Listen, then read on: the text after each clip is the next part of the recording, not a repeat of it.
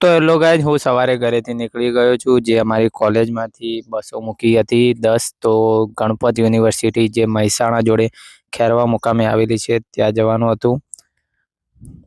તો જો અમારી કોલેજમાં પહોંચી ગયો છું હું.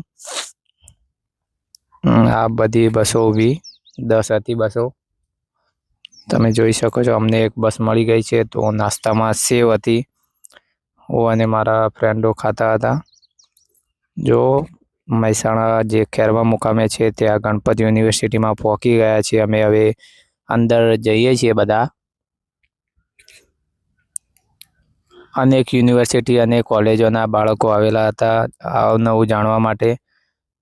જુઓ ત્યાંની યુનિવર્સિટી ગણપત યુનિવર્સિટી તમે જો જાણતા હોય તો આવી છે. ઘણા બધા બાળકો આવ્યા હતા. સારું આયોજન કરવામાં આવ્યું હતું. અમે બધું બતાવશું, તો બ્લોગ પૂરો જોતા રહેજો. અહીંયાથી આઈ કાર્ડ જે આપણું હોય પહેરવાનું બાળકનું, તે પહેરીને એન્ટ્રી આપતા હતા. નાચગાનનો પણ પ્રોગ્રામ હતો, તો જુઓ.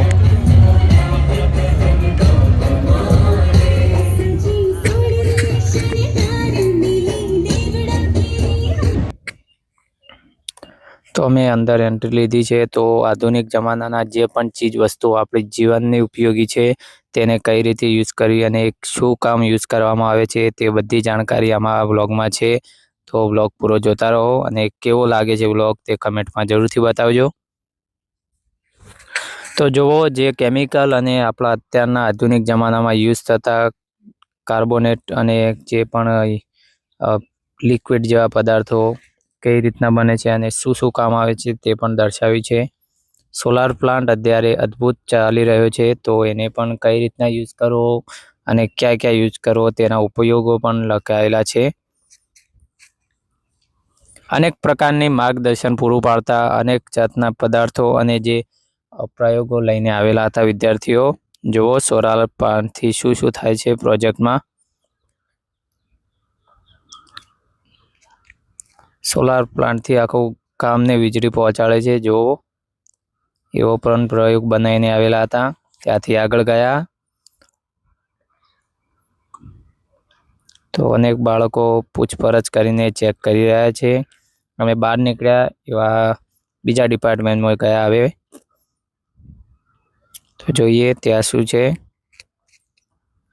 તે આપણા જે રોકેટ અને જે પણ અણુબોમ્બ જેવા હોય છે પદાર્થો, કઈ રીતના સોલાર કે જે પણ અવકાશનું જે પણ સાધનો છે તે બધા એક રૂમમાં દર્શાવેલા છે.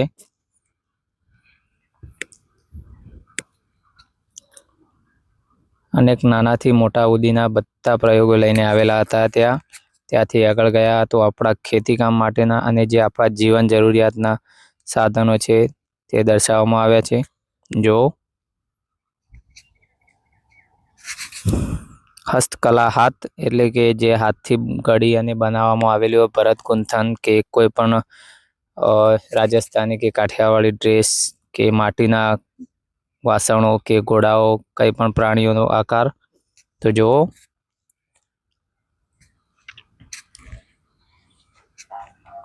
કપડાં, પછી જે માટીના સાધનો છે તે હાથથી બનાવેલા છે એ અહીંયા રજૂ કરવામાં આવ્યા છે.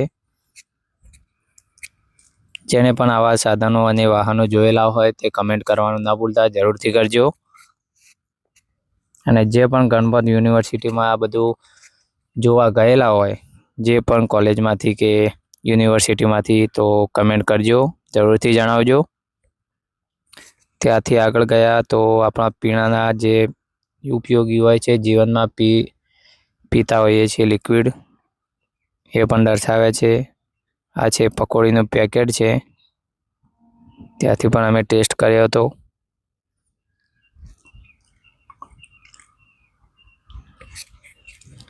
વરસાદ પાણીના સંગ્રહ માટે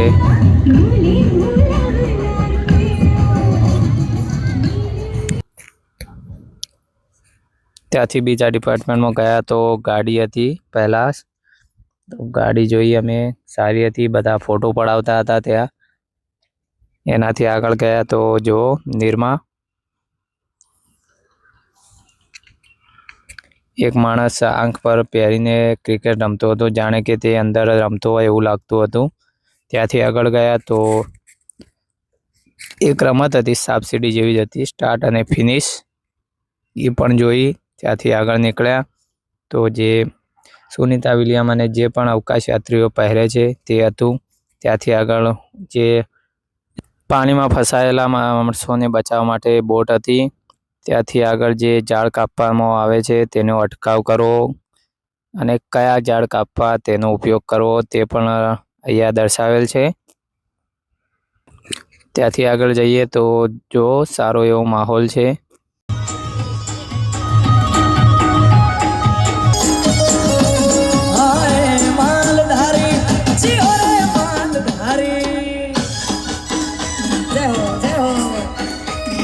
તો જુઓ આપણા જે ખેડૂતને અને ખેતરમાં કામ આવે છે એવું ટ્રેક્ટરની પણ જાણકારી છે. જુઓ ટ્રેક્ટરો અનેક કંપનીના અલગ અલગ હતા. ત્યાંથી આગળ ગયા તો અમે સેલ્ફી વિડીયો કર્યો. ત્યાંથી આગળ નીકળ્યા તો જે ટ્રેક્ટરના પાછળ લગાવવાના સાધનો છે તેનો અનુભવ જોયો. શું શું કામ આવે છે. સ્વરાજનું ટ્રેક્ટર છે અને મેસ્યુનું ટ્રેક્ટર હતું. એક અલગ કંપનીના ટ્રેક્ટરો બનાવીને મૂકેલા હતા. ટ્રેક્ટર પાછળ જે લગાવવામાં આવે તે હતું. અમુક નાના ટ્રેક્ટર પર બેસીને પણ ફોટા પડાવતા હતા. ત્યાંથી આગળ ગયા તો જુઓ જે પણ સાધનો હોય છે આપણી જરૂરિયાતના તે છે. આનાથી આપણા ખેતરમાં દવા છંટાય છે. ત્યાંથી આગળ ગયા તો એક પંખો હતો, એના અંદર લખેલું હતું ગુજરાત એવું. બહુ ટેકનિક સારી વાપરી છે. મગજ ઉપયોગ કરીને સારા એવા પ્રોજેક્ટો બનાવ્યા છે. જો આપણા જૂના જહાજોને છે, હોળા, બોટ અનેક પાણીમાં ચાલતા સાધનો. ત્યાંથી બીજી એન્ટ્રી લીધી. સારું એવું લોકેશન હતું તો મેં સેલ્ફી વિડીયો કર્યો.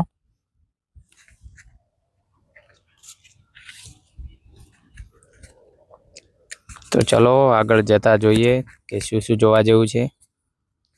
બહુ મજા આવી હતી. તમે ના ગયા હોય તો ગણપત યુનિવર્સિટીમાં એકવાર મુલાકાત લેતા આવજો.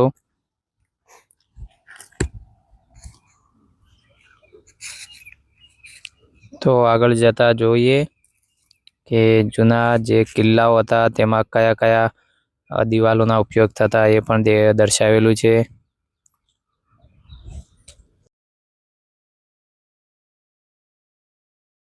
તો આપણે જાણીએ છીએ આપણી મેટ્રો કરીને એક આયોજિત નરેન્દ્રભાઈ મોદીનું છે. ત્યાં પણ અંદર એન્ટ્રી લીધી અને જો વિડીયો શૂટ કર્યો હતો, જાણે કે અસલ ટ્રેનમાં જ બેઠા હોય એવું ક્રિએટ કર્યું છે. જો same to same train metro જેવી લાગે છે. આપણા ગુજરાતીને જે દ્રશ્યો તે દર્શાવતું પણ છે. ત્યાંથી આગળ જઈએ તો આપણા જે સરદાર વલ્લભભાઈ પટેલ ચોક સ્ટેચ્યુ ઓફ યુનિટી છે નર્મદા, એ પણ અહીંયા આયોજિત છે. ગાંધીજી બાપુ. ત્યાંથી આગળ જઈએ તો જે આપણા જૂના અને સામ્રાજ્યમાં જે ઉપયોગ થતા એવા થાંભલા અને જે જાળીઓ યુઝ થતી તે દર્શાવી છે.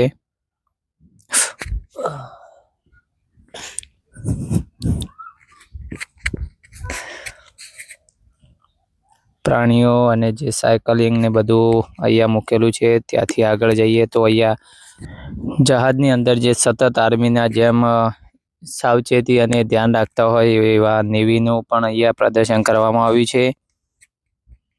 જુઓ નેવી ડિપાર્ટમેન્ટ પણ અલગ છે. ત્યાંથી આગળ નીકળ્યા તો ફૂલ, પક્ષી અને જે વાતાવરણને દર્શાવતું પણ દ્રશ્ય છે. નીચે રમત પણ છે. સાપસીડી રીતે બનાવેલી છે. ત્યાંથી આગળ ગયા તો આપણા પ્રાણીઓ, પક્ષીઓ દર્શાવે છે. જુઓ અમે કંઈક નવું બતાવીએ. અમારા આગળ જાણે સાબર ઊભો હોય તેવું દેખાય છે. પ્રાણીઓ દર્શાવે છે. અહીંયા બહુ સારું અને મજા આવે એવું હતું. જો ગણપત યુનિવર્સિટી વિદ્યા સામાજ્ય વર્ષ, આમને તો બધા ઓળખતા જ છો. કમેન્ટ જરૂરથી કરજો જો જોયેલું હોય તો.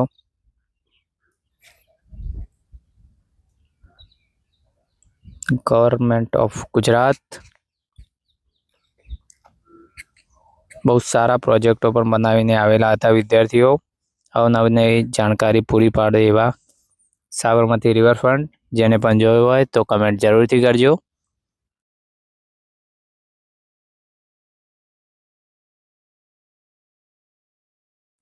અને છેલ્લું છે સિગ્નલ સ્કૂલ, જે એક મેડમ હતા ટીચર, તે બનાવીને આવ્યા હતા. વ્લોગ સારો લાગ્યો હોય અને જે પણ ગણપત યુનિવર્સિટીમાં ગયા હોય તે કમેન્ટ જરૂરથી કરજો.